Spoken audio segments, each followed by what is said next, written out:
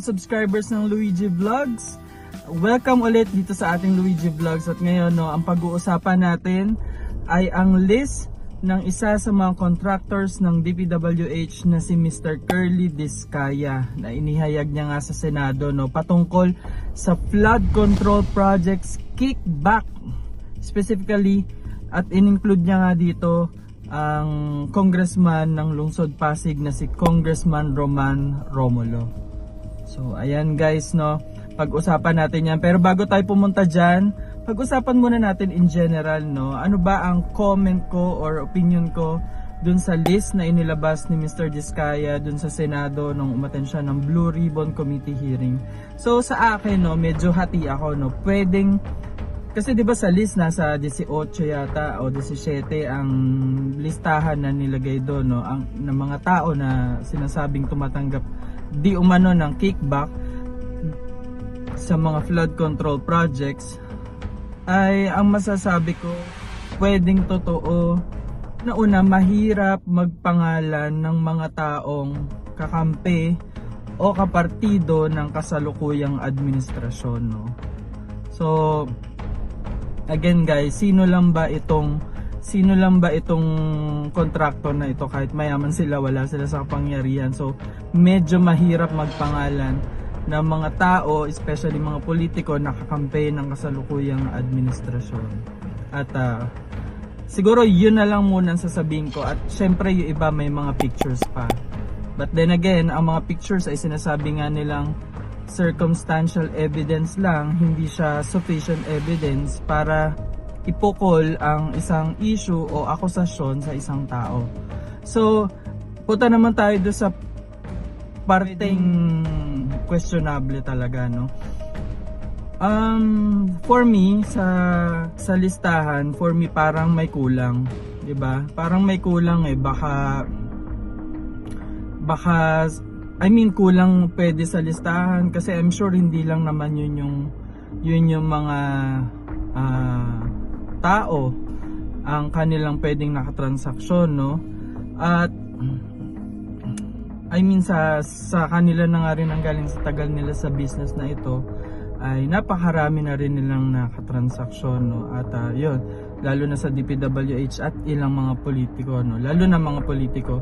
At syempre sana pag nag-aakusa nga ay medyo back up ng mga ebidensya, In fairness rin naman dito kay Engineer Bryce Hernandez, kaya medyo parang mas naging questionable yung mga iba niyang inaakusahan dahil nagpakita siya ng mga pictures, mga messages nung nagli-link dun sa mga inaakusahan niya, Kaya sana I'm sure meron rin naman sigurong mga maipapakitang evidence ang contractor na ito, na pwedeng magpatibay sa kanyang sworn statement na ipinasa nga sa Blue Ribbon Committee. So okay, punta na tayo sa pagkakasama ni Congressman Roman Romulo sa listahan nung nga nilabas ni Mr. Curly Discaya, Alam nyo guys, sabi daw kasi rin, kalakaran na rin kasi daw yung na ang district engineer ay o sino mang emisaryo ang talagang kumukuha ng parte ng isang politiko, hindi mismo yung politiko doon nga sa mga DPWH projects, Ngayon, ang kwento ni Mr. Curly Discaya ay humingi ito si district engineer na nakakasakop sa Lungsod Pasig. Humingi daw si District Engineer Aristotel Ramos ng porsyento or komisyon para kay Congressman Roman Romulo. Dating ng 2025, si District Engineer Aristotel Ramos ang sumunod na nagpakilala na bagman ni Kong Roman Romulo, kung saan 30% ang kanyang hiningi ay para kay Kong Roman Romulo. So yun yung sinabi niya. Pero nilinaw niya rin, nung tinanong siya ng mga senador, ay nilinaw niya rin, at alam ko natanong rin siya sa Congress, nilinaw niya rin na ni Mr. Discaya mismo na hindi niya nakatransaksyon or nakausap mismo ang isang Congressman Roman Romulo. Ali, nilabanan po kasi namin yung mga project, kaya kinausap na lang po kami ni D.A. Aris. Pero hindi nyo nakaharap si Congressman Romulo. Hindi po. Sabi lang po niya ay, ano po, pondo po ito ni Kong Roman. Okay. So, sa bahaging yan, no, madaling sabihin, kunyari, sabihin rin nung Aristotle, ay, for the boys, di ba? May mga ganun eh. Or na kay ganito. Minsan naman hindi na nagtatanong yung mga ano kasi yun na nga yung naging kalakaran. So malaki rin na maganda rin no na maimbitahan itong Aristotle Ramos para maklaro ang dapat maklaro no. Pero pagdating nga sa mga salita madaling sabihin pero minsan mahirap patunayan paano. Pero yun nga nilinaw na ni Mr. Curly Discaya na never niya nakausap or hindi niya nakatransaksyon or inabutan ng pera ang isang Congressman Roman Romulo. So next, ito mga next kong sasabihin no, kung kayo ay talagang pasigenyo, ay talagang mas marirealize nyo at mas maunawaan nyo ang aking mga sasabihin no. Mas kumbaga parang mas maiintindihan nyo guys. So ito no, susunod kong punto. Wala tayong nakitang project ni Congressman Roman Romulo sa Pasig na parang masasabi nating corrupted no. Nakita nyo lahat ng pinagawa ni Congressman Romulo mula nang siya ay umupo bilang congressman ng lungsod Pasig ay nakatayo pa rin hanggang sa ngayon. Kung substandard yan, malamang giniba na yan or hindi na yan ginagamit kasi paano natin masasabi na ang proyekto is corrupt no? Una-una pwedeng substandard nga.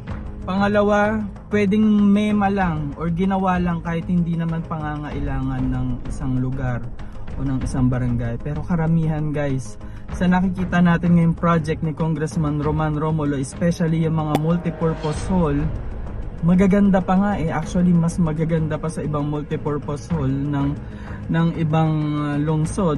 Parang ano siya, pang private, may first level, may second level at magaganda no. At sana i-maintain lang ng mga kapitano. Pero wala, for me wala ako nakitang gano'n na parang corrupt na proyekto o infrastruktura na pinagawa ng isang Congressman Romulo sa ating lungsod Pasig no. Very transparent kumbaga.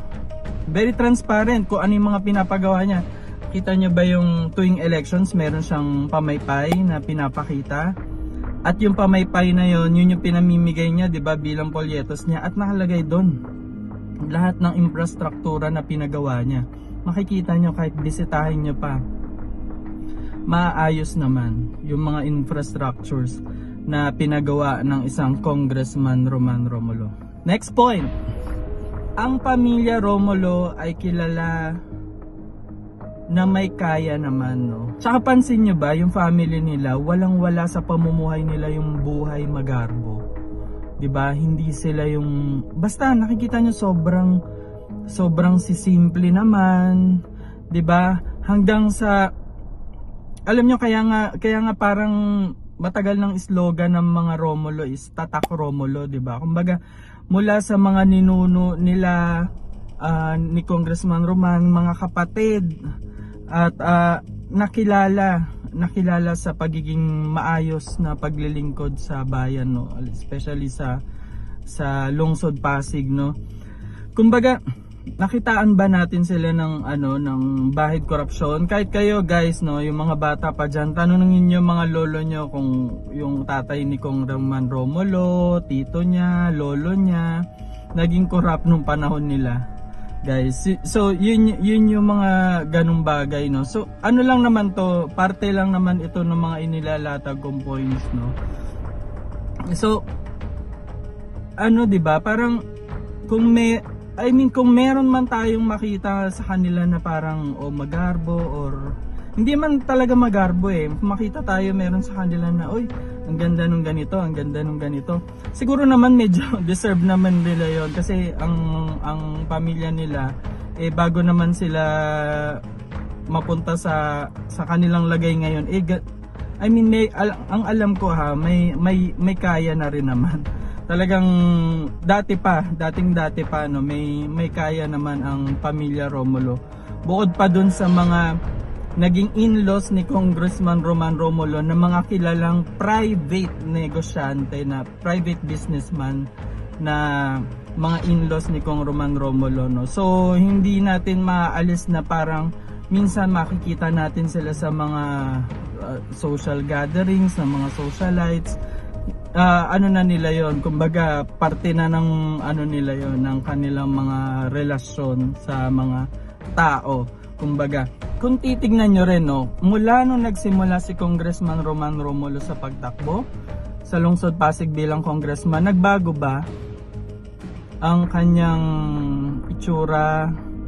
I mean, nagbago ba yung kanyang mukha na pananamit sa lifestyle? 'Di ba? Parang ganun pa rin naman eh. Ano ba yung lagi niyang suot? Pink polo shirt na minsan parang kupas na, no? Hindi natin siya nakitaan talaga ng mga branded na damit.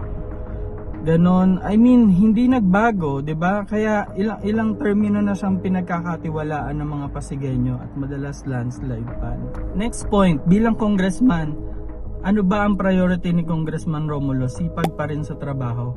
Biruin nyo ang okay, punta muna tayo sa Congress. Sa Congress, ang hinihead niya lagi, ilang presidenteng nagdaan, siya ang pinagkakatiwalaan, ilang speaker nagdaan, siya pinagkakatiwalaan bilang head ng Committee on Education. Ano ba ang peperahin niya sa pagiging head ng Committee on Education? Puro policy lang ang ginagawa nila doon. At kung congressman ka na nagpapayaman lang, nagpapasarap lang, kahit di ka naman magkapit ng committee, kasi wala namang pera doon sa committee, kapit niya eh. Sabi natin papadagawa ng mga paaralan, doon yun sa infrastructures pa rin, guys eh. So ayun, no guys, pagdating naman sa Lungsod Pasig, ang Congressman Roman Romulo, effort pa rin sa trabaho, bababa sa Oplan Kaayusan, makikinig sa mga tao nang walang kaplastikan. Makikinig yan. Kayang i-approach ng kahit na sino. Hindi mo makikita talaga na parang very lavish, bawal lapitan. Hindi, kung paano siya nagsimula, ganun siya. Bababa sa kanto, sa Oplan Kaayusan, sasakyan niya doon na sa dulong-dulo, kahit maglakad yan at magmukhang pawis ng pawis. Ginagawa niya pa yan, no? Pero kung corrupt ka na politiko, ba't mo pa gagawin yan, di ba? Ba't mo pa gagawin yan? Kasi si congressman, trabaho lang. Kasi kung corrupt ka na politiko, ba't mo pa gagawin yan? Mamigay ka na lang ng pera, mag-vote buy ka na lang every elections. Hindi mo na kailangan gawin yung mga trabaho na mga ganyang pang public service. Huwag ka na mag-a-attend sa mga ano ng city. Pwede ka namang pumila lang ng pumila sa opisina mo at humingi ng tulong. Ganun na lang kung corrupt ka, no? Pero hindi eh. Ultimo yung mga allotted sa kanya natupad. Ano pa ba yun? AIX, yung mga tulong pinansyal sa mga tao, hindi niya yun sinosolo eh. Nakita ko binibigay niya rin yun sa mga kapitan, konsehal ng bayan, mapakakampi ka o hindi, bibigyan kanya ng allocation dun eh. 'Di ba? Parang for me hindi siya gawain ng the way I see it, hindi siya gawain ng yung usual na politiko na dole out, yung corrupt. Kung naiisip niyo yung mga sinasabi ko, guys. Isa pa, no, guys, kung talagang kayo ay talagang legit na Pasigenyo, ano pa rin talagang sobrang sipag pa rin ni Congressman Roman Romulo pagpunta sa mga burol, minsan kahit mag-isa lang siya. Alam mo yon, walang arte, 'di ba? Kung corrupt ka, padala ka na lang. 'Di ba? Padala ka na lang kahit di ka pumunta. Gets mo yung lahat? Guys, ang ibig ko lang sabihin na kung corrupt ka, pagganahin na lang ang pera, kumbaga, 'di ba? Hindi na siya mag-effort. Pero kay Congressman Roman kasi trabaho lang. Ito guys hindi ako fan ni Congressman Roman Romulo, sinasabi ko lang yung totoo. 'Di ba, no? Sinasabi ko lang yung totoo. Hindi ako niya fan, promise. Eto, next point. Magtatagal ba sila ng isang Mayor Vico Soto ng pagtatapos ng termino ng 3 terms kung ang isang Roman Romulo ay may ganyang mga ginagawa, no? May mga ganyang kabalintunaan, kumbaga, 'di ba? I don't think so, no? Hindi sila magtatagal. At si Congressman Roman Romulo, guys, hayagan naman to, no, sa mga speech ni Mayor Vico Soto. At sinasabi pa nga ni Mayor Vico Soto, maswerte ang Pasig na mayroong Congressman Roman Romulo. At napakaswerte, no, at nakaka-proud na maging Pasigenyo na meron tayong Congressman Romulo. Actually, guys, no, kung talagang Pasigenyo kayo before Vico Soto, merong Roman Romulo na nakaka-proud maging Pasigenyo dahil may Roman Romulo. So yun. So yun, guys, no, parang hindi sila feeling kung magtatagal ng 3 terms kung may ganyan, no. Next point, guys, gagamitin o ipupuhunan ng lalaban kay Congressman Roman Romulo sa 2028 ang issue na ito. Bakit ko yun nasabi, guys? Si Congressman Roman Romulo ngayon ay siya ang openly na nagsasabing game siya at tatakbo siya bilang mayor sa 2028 ng Lungsod Pasig. Kasi nga last term na si mayor so hindi na si Mayor Vico. Kung sakasakali, pwede po ba kayong humalili sa isang Mayor Vico Soto? Again, syempre, hindi naman tayo kailangan magkungwarian pa. Laging natatanong yan kahit saan ikot ko ngayon, no? Again, talagang kinoconsider rin naman natin talaga. Si Congressman Romulo, guys, ay siya pa lang, no, na naghayag publicly or tahasang sumagot sa ating tanong na kinoconsider niya nga tumakbo bilang mayor ng Lungsod Pasig sa 2028. At sa nakikita natin, guys, sa mga naglantad na tatakbo ay si Congressman Roman Romulo ngayon ang pinakamalakas, no, na contender sa pagka-mayor ng Lungsod Pasig sa 2028. So isa yan, guys, no. Hindi ko sinasabing tatakbo sila Diskaya, pero I'm sure hindi naman. Pero ang ibig ko lang sabihin, yung issue na ito na ipinukol kay Congressman Roman Romulo, kahit mapabulaanan ni Kong Roman Romulo or i-deny, ay gagamitin to ng makakalaban ni Congressman Roman Romulo sa 2028 kung may lalaban, no? So yun yung isang point. Next point, guys, ano ang pinakamaganda sa pangyayaring ito, no? 'Di ba, kahit syempre sa mga setback meron daw syempre maganda pa ring mangyayari, 'di ba? Ito, guys, kamakailan, no, na-interview si Congressman Roman Romulo ni Miss Karen Davila at sabi niya ay ito. I am also preparing to give my SALN and also to waive my bank secrecy. And I really hope. Oh, bravo to you. Especially my neighbors. Yeah. They know how we live.